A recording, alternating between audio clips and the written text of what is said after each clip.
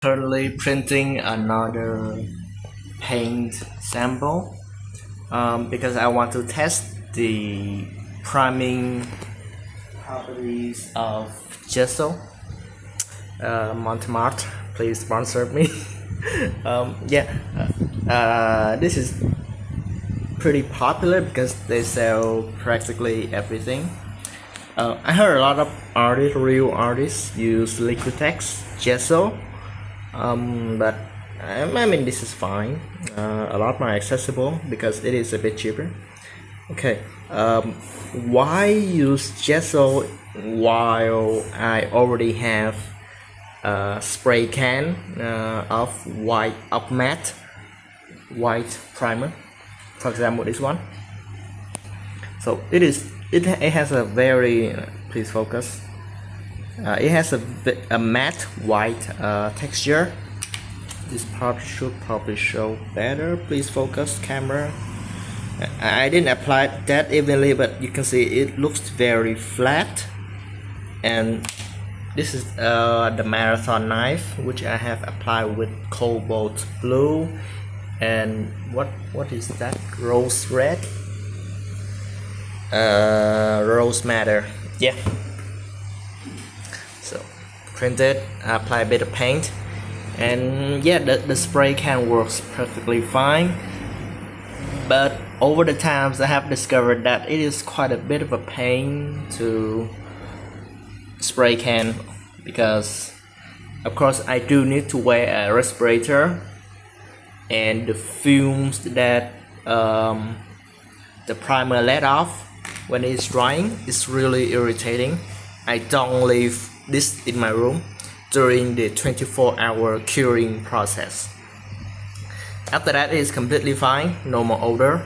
But yeah, so don't even begin with the wind because when I'm spray painting this thing, the wind kept blowing it all over the place. Sometimes debris get on the sample.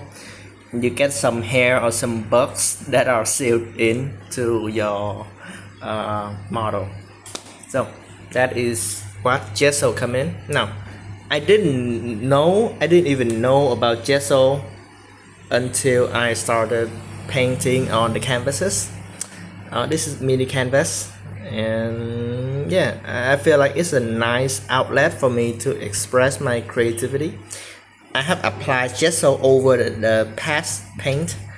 I think you can still see a little bit of that shining through, but it's good enough for me because just an expression outlet for me.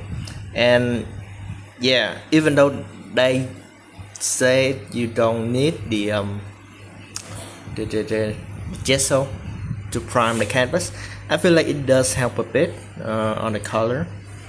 And you can already see that the texture is not that even. I tried on my best to make it better, but to no avail. Now over here I have this thing because I want to have a paint sample like that one, so I can paint my model. And yeah, you can definitely see even on a larger canvases, using a foam brush, it doesn't help me with getting an even texture. But I also notice if it is leaving a lot of raised bumps like that, I can technically dilute it a little bit and use it to fill the gaps on some of the models. So for example, on a very tight magazine, stuff like it, you can hardly see the layer lines at this distance. Stupid camera. Yeah, you can, if you focus, you can definitely see a bit, but it is not that obvious. But for larger model like that with 0.5 millimeter layer height, it is very noticeable. And the spray-on primer doesn't help with that. The spray-on primer help with this one because it technically fill in a bit of a gap, but it also filled up the bumps and the crevices on by the same amount. So you do need to sand it to remove the bumps in order to get an even texture. Yeah, so recently I print this vase in vase mode, and there were a lot of problem. I don't know what the problem is. I might need to dial down the max volumetric flow rate while printing in vase mode, but yeah, there are a lot of defects, so I tried to fill it with gesso using a foam brush, and it doesn't work out very well, so I might need to come back and do another fill, because this thing filled up. This thing feel a bit like plaster to me, because it is solidified into a hard texture, but right now it doesn't adhere very well on the z-axis. So on the top x and on the top z and the bottom of the z-axis, gesso adhered perfectly fine. Like on that canvases, it is not easy to scratch it off with my nails, but I think I might need a little bit more time with this thing, and also dilute it a little bit. Probably try another method of applying the gesso, maybe using the scraper I have over there to like press the gesso down and make it flush, because I think that is one of the main strong point of gesso over spray primer. I don't need a lot of personal protection equipment, no respirator, no don't need the space. I don't need a lot of space to prime it with gesso in comparison with spray painting it, because I do need to get outside and avoid people, so I don't make them inhale the spray on the primer. Yeah, so because I don't really feel satisfied with my method of applicating gesso on plastic like that, I want to try to give it another chance, you know. So I already bought the gesso, might as well do some experiment on it, you know.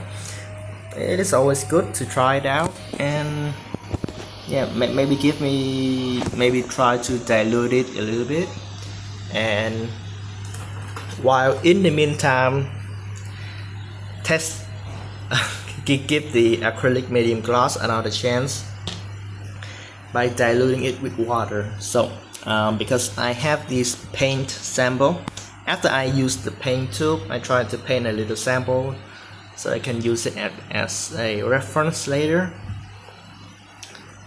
The paint dried completely flat, but yeah, you could definitely see the uneven bumps that is caused by the acrylic gloss varnish.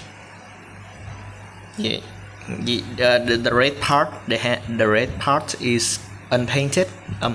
So I'm sorry, I haven't been coated with the clear coat, so it still appear matte, but the bottom thingy here has a lot of raised bumps, yeah, due to that glass medium. So I want to dilute it a little bit more to see if it can even out. Same with the gesso, so I will test that on this patch. It is a 100 by 100 test sample with 0.5 millimeter layer height, just like that one. The goal is to test the adhesion on the XY plane when undiluted, diluted, applying the paint as normal, and applying on the gloss varnish with various amounts of water in it. I don't know how to gauge the varnish, but I'll just have to wing it. I hope that doesn't make that much of a mess. But let's check the print sample out. I think it's nice that the printer is going so slow for the test sample, because tall print like this usually get knocked down pretty easily. Okay, so that is the plan for us. Let's fuck around. Just printed this one out. Let's see if I can show you how the texture look. Seems oddly thin for the 0.5mm layer height. I have to double check that. There's a little bit of a defect due to some clumping up the nozzle, but I think it could serve as a divider because I'm touching it. I don't know if I should clean it up, well, because there's oil on my hand, and never mind. Real world stuff get touched anyway. Yeah, okay, yeah. There's a lot of bubbles. I think that is due to my filament sitting out in Vietnam being very damp, and yeah, I can definitely see a lot of textured bubbles. So now what we are going to do is use this thing to apply the gesso on. And okay, with select pure gesso and gesso with water. Update time. So this is the side with just gesso, no water, and this is the side with gesso and a teeny tiny bit of water. I just poured it out, mix it with this thing like cement, and try my best to use the flat straight edge to spread the gesso out. The problem, okay, two lessons to be learned. The first thing is that gesso take a long time to cure, so trying to apply 2 layers of gesso under an hour, they do say 30 minutes to dry.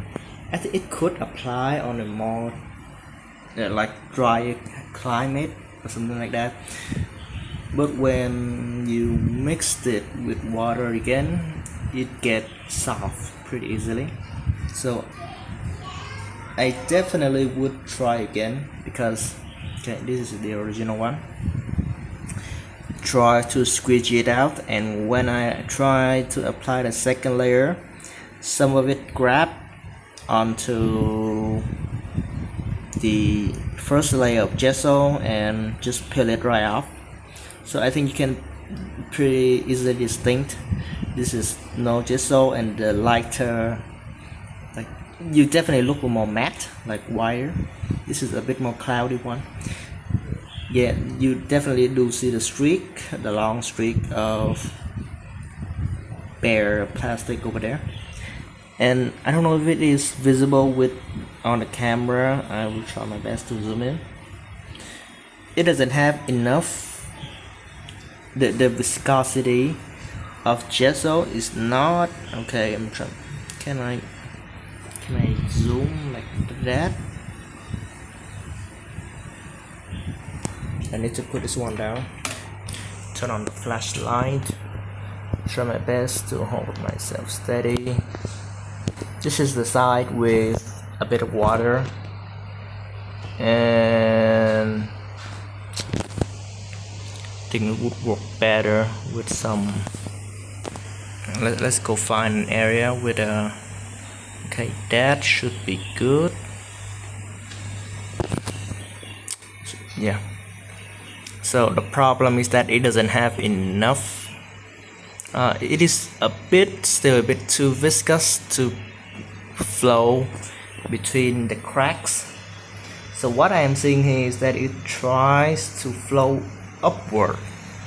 So like due to some surface tension kind of stuff, it do try to pile up onto the bumps, and so they are so it stay pretty like it adhere evenly onto all surfaces instead of just staying down on the gaps. So that is the problem with such a fine geometry I'm working. I do see some area such as this one where all the bumps due to the air bubbles are not filled and only the lower area are filled. So at least the spatula and water seems to have a lot of effects on this thing. So yeah, if you can zoom in, enhance, focus. Yeah, you see the shine of the plastic and the gesso trying to get in between the plastic there. Okay, from the camera view, yeah, I do see the gesso doing its work pretty well, to be honest. Up here at least, it is definitely still showing through the camera, so yeah. So what should I do now? Okay, I'm still going to continue the experiment with the same form of application. However, this time I will wait for it to cure properly by waiting 24 hours. Yeah, and only after that can I apply the next layer of gesso. I do see it starting to work.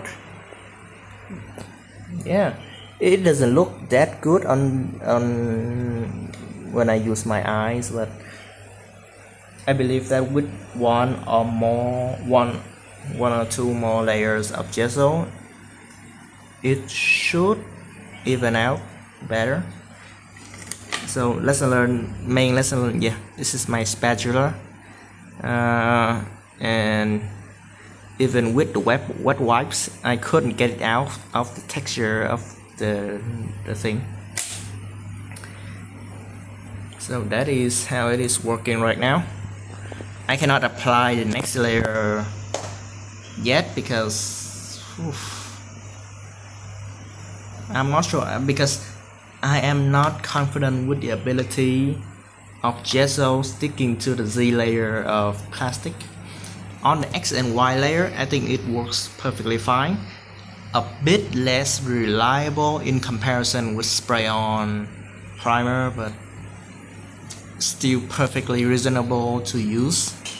And I think I would do a lot of future canvases on plastic instead of having to buy the canvas. But yeah, I think one or two more layers. So overall, I think the gesso applying process will definitely take longer, no doubt. Yeah, maybe a total week just to get it to create a flat surface. Now, mind you, we are working with a 0.5 millimeter layer height, so it might be a bit challenging to fill in all the gaps like that, but I have good faith. That it will do well. So this is an example of the 0.2 millimeter layer height being filled with primer. With the nails, I can definitely still I can like barely feel the layer lines, but it is definitely still there when you use your nails.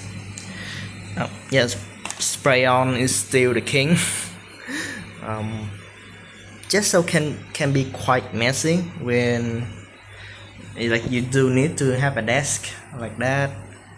You do need to wash it out have some wet wipes to clean your instrument. It is very easy to get on your clothes. Okay, what should I check? Yeah, so yeah, I think that's it. Should just wait for 24 hours. Okay, so I applied several layers of gesso. Sorry about that. Keep falling out. Several layers of gesso, and when we look at it, so this is gesso without any water. This is with a little bit more water. This is the surface after sanding, which is surprisingly smooth. Let me check it with my rewind for a second.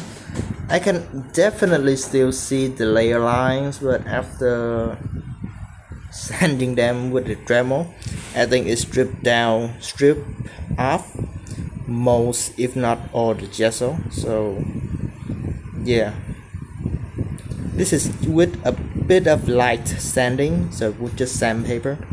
But yeah, after 3 layers of gesso, I can still see the layer lines. Granted, this is a bit of an extreme case when using 0.5mm layer height. For the vase, it did have some positive effect because gesso just have so much volume, you see, in this area, so it kind of helps fill those void a lot. This is, yeah, it filled. I need to focus on that. Yeah, so a lot of the area was filled with gesso, but because gesso shrink, I think it shrinks because it dehydrates. It looks good when you are applying it, but when it's dry, the gesso also stick to the bumps as well as the crevices. So that is why I don't think this is a good alternative to spray-on primer when dealing with 3D objects. You know, it took a lot of time to apply. However, I think we might have a case for more simple and flat object like this one, because it leaves a very chalky texture that is perfect for painting.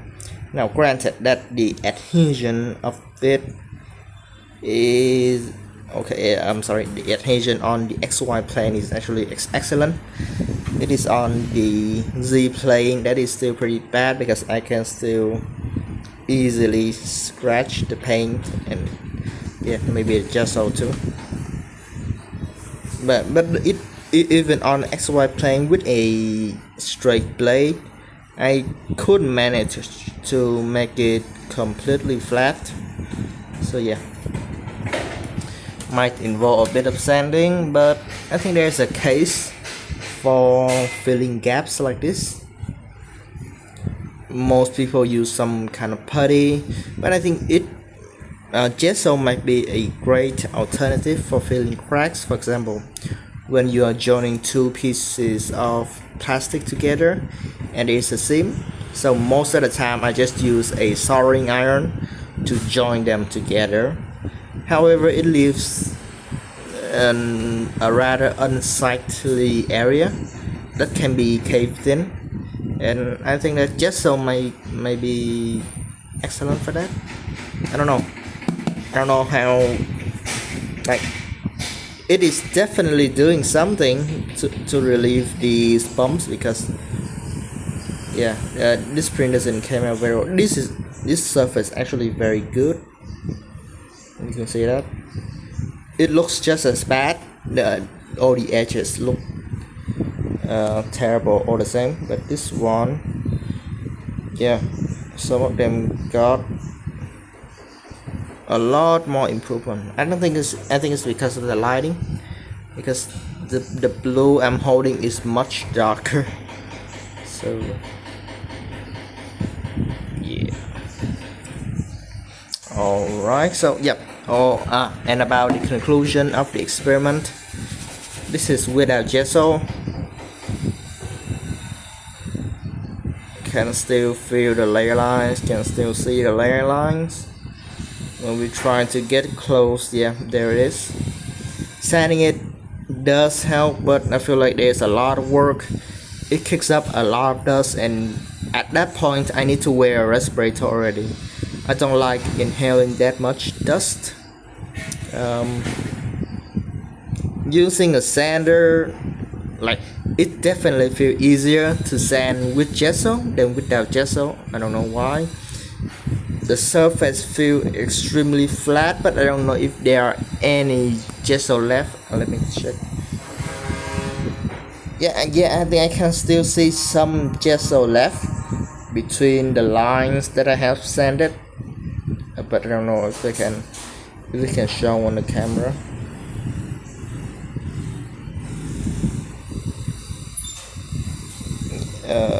It's around here, yeah.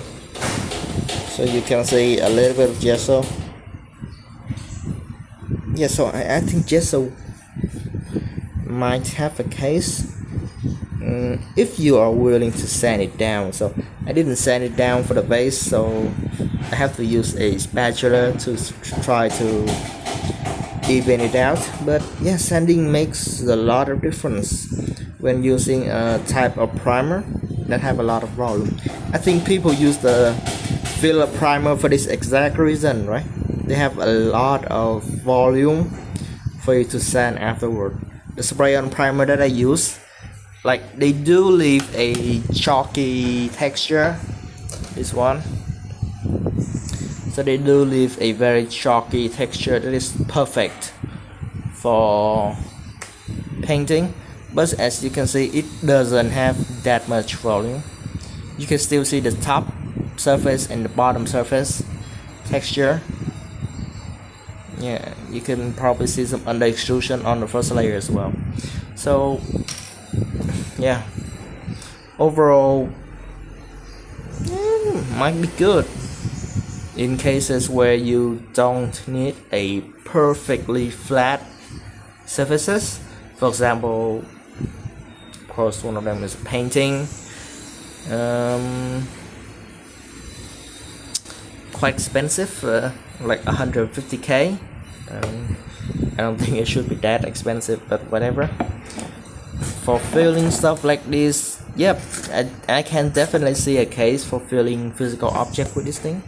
However, quality wise, I think it still involves sanding, no doubt.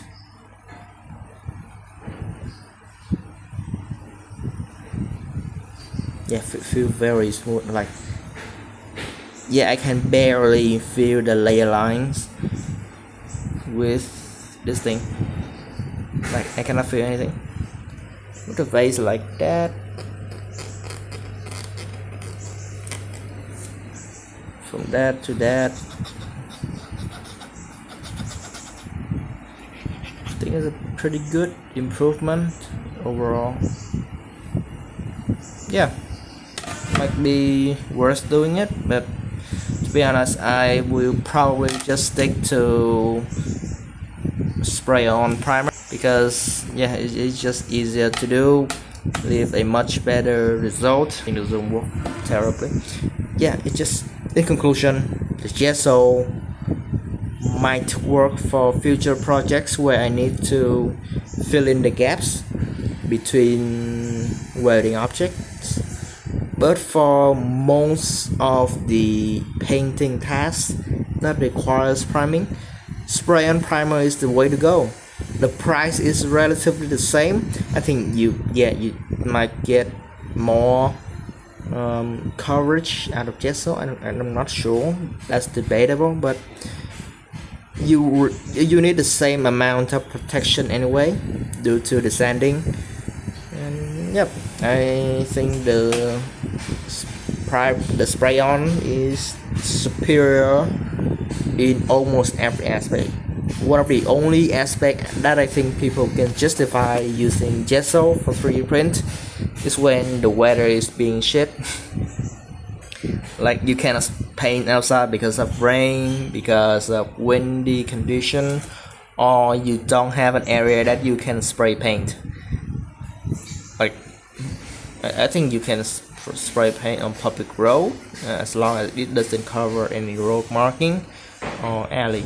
People graffiti on the wall all the time, so I don't think spraying on some tiny sidewalk in front of your house is going to make that much of a difference. But yeah, in those areas, I think, yeah, the primer did a very great job at filling it. So that is my conclusion on using gesso on 3D printed part. And as always, the journey of 1,000 miles begins with a single step.